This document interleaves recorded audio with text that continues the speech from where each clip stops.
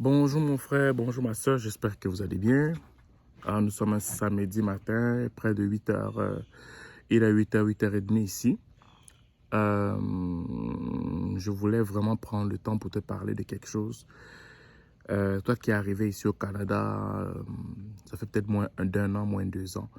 Et même plus encore, pour t'encourager parce que l'inflation fait quand même beaucoup de ravages. Et même si tu arrives à t'en sortir, tu dois quand même restructurer tes finances, tu dois quand même trouver des solutions pour que tu puisses non seulement mettre de côté, mais aussi pallier à tout ce que tu as eu comme arriéré depuis que l'inflation est arrivée. Et, voilà.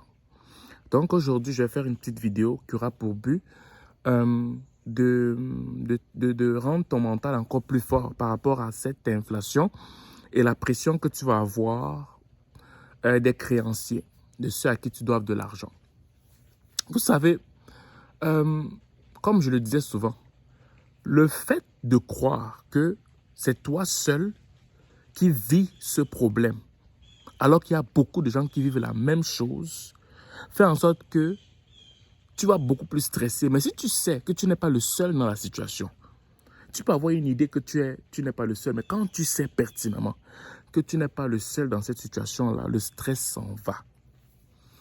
Et crois-moi, dans la situation dans laquelle tu te trouves, au niveau des dettes que tu as, qui s'accumulent, tu n'es pas le seul ou la seule dans cette situation.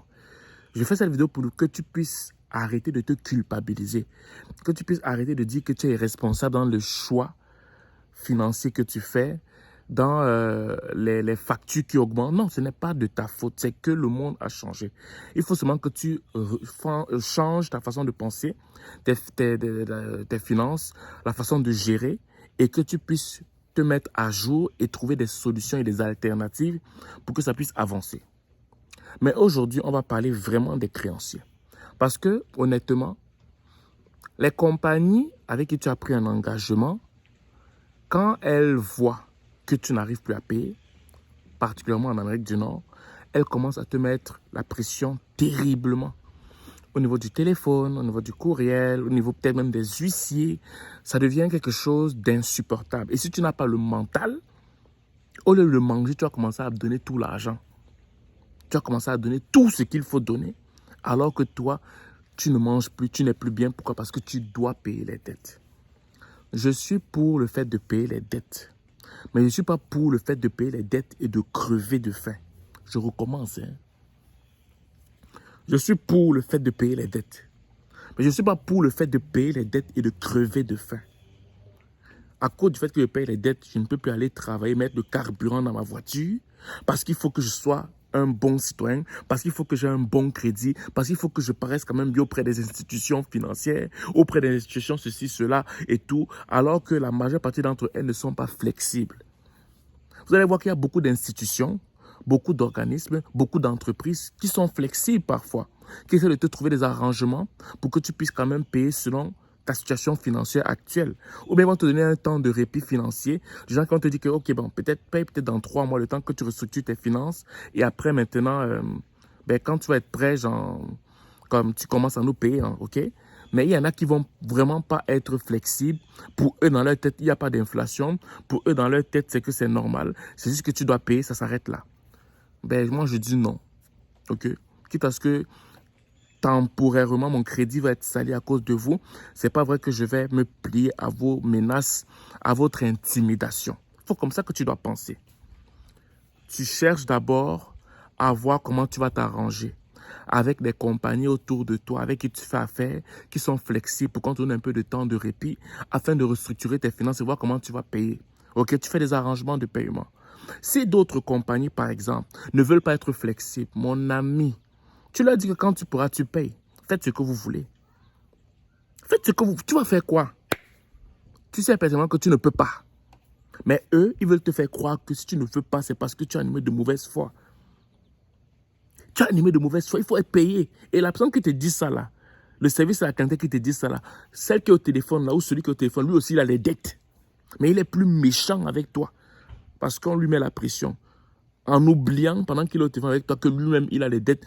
Quand il va raccrocher, il va penser à ses dettes, il va dire que ouais, je vais payer mon loyer comment, je vais payer mon hypothèque comment, je vais payer mes traites d'auto comment, je vais faire comment. Il va repenser à ça après t'avoir menacé. Alors que lui-même, il a les mêmes dettes. Ne cède pas à la pression de tes créanciers, surtout ceux qui ne sont pas flexibles. Tu lui as dit que oui, je vais payer. Présentement, je ne peux pas. S'il veut continuer à parler pour parler là, tu les laisses là-bas. Et s'il continue, tu dis que moi, je vais raccrocher, tu raccroches. Parce qu'il faut vraiment que tu sois concentré pour payer ce que tu leur dois. Tu dois être concentré. Tu dois mettre le carburant. Tu dois manger. Ok? Tu dois gérer ta famille. Afin qu'il y ait comme une forme de cadre pour que tu puisses aller travailler et les payer. Mais s'ils disent que on s'en fout de ton cadre, on s'en fout de ta santé émotionnelle, on s'en fout du fait que tu mettes le carburant, on s'en fout que tes enfants partent à l'école, parce qu'il faut que mes enfants ne soient pas avec moi pour que je puisse être disponible pour aller travailler. Donc ça veut dire que je dois payer leur garderie. Je dois payer leur école, je dois payer leur goûter, je dois payer le carburant qui va les accompagner. Si on a 2 voitures, ma femme et moi, ben ma femme, il faut qu'elle ait le carburant dans sa voiture. Je dois payer le temps où je me trouve pour que je puisse avoir le cadre idéal pour pouvoir vous payer par rapport à ce que je vous dois. Mais si vous vous dites que vous en foutez du cadre dans lequel je dois être pour vous payer, ben je m'en fous aussi de vos pressions. Parce que je ne suis pas le seul. Il y a beaucoup de gens. Parce que vous avez peut-être, je ne sais pas moi, peut-être 100 000 personnes, 100 000 clients qui ne payent plus. Et je vous prends une anecdote. Je parlais avec une connaissance qui est huissier.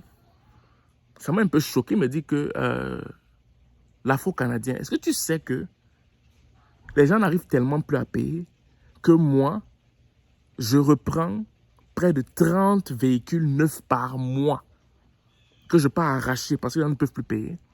Est-ce que tu te rends compte? Les gens partent chez le concessionnaire, ils achètent une voiture neuve. Ils commencent à bien payer. Et après, l'inflation arrive. Parce que, par exemple, l'hypothèque, quand ils avaient pris une hypothèque, ils pouvaient payer quasiment 1 500, 2 000 par mois. À cause des taux qui changent très rapidement, l'hypothèque qu'il avait pris à la banque, là, qu'il payait 2 000 $ devient maintenant 3 500. Et dans le 3 500 là, mon frère, il avait tout calculé comme il fallait. Ça veut dire qu'il ne peut plus payer sa voiture. Ça veut dire qu'il ne peut plus payer. Le monsieur, pendant qu'il essaie de ramer, de voir comment il va trouver des alternatives, ça crée des arrêts peut-être au niveau de son téléphone. Ça crée des arrêts peut-être au niveau de Internet.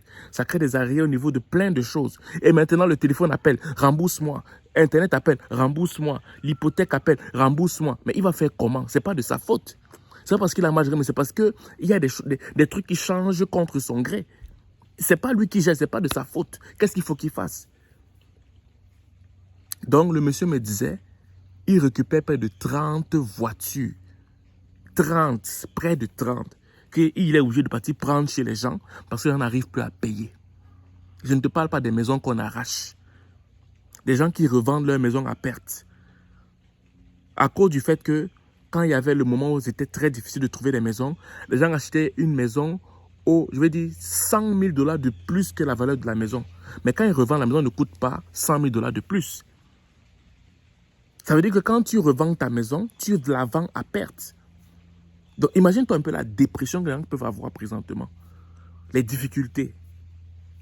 Et c'est l'une des choses qui font en sorte que j'aimerais qu'on ait comme une communauté afro-caribéenne unie. Parce que je me rends compte que ceux qui s'en sortent, ce sont ceux et celles ayant une communauté unie. Parce qu'ils trouvent des alternatives, parce que dans la communauté, ça se parle, ça se donne des idées, ça donne des pistes de solutions. Et là, maintenant, même si c'était difficile pour toi, peut-être à 60%, ça commence à te baisser la pression parce que tu sais que ta communauté est avec toi. Et de deux, tu commences à trouver des pistes de solutions. Fait que le stress de 60% descend peut-être maintenant à 25%.